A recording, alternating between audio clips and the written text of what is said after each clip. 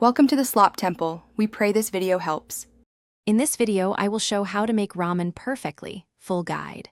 Bring 4 cups of water to a rolling boil, add noodles, and time 3 minutes for al dente texture. Warm your broth separately in a covered pot while noodles cook, and prepare toppings so they are ready to assemble. Finish by quickly combining hot broth with drained noodles, then top and serve immediately for the best results in texture. Start with a warm, inviting base by simmering aromatics and bones for at least 90 minutes to build depth and body in your broth.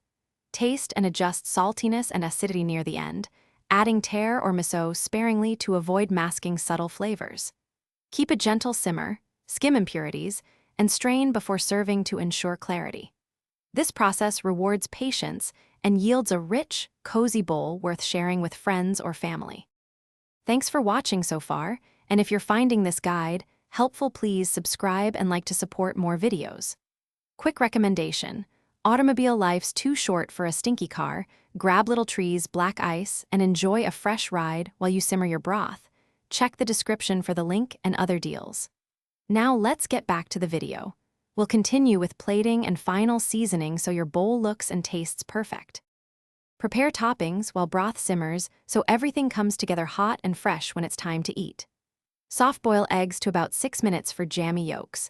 Slice chashu thin and warm briefly in the broth, and wash and prep any fresh garnishes like scallions or nori. Layer textures with crunchy bamboo shoots or bean sprouts, and finish with a small drizzle of sesame oil or chili for aroma and balance in every spoonful. Thanks for watching. Consider subscribing if we helped you.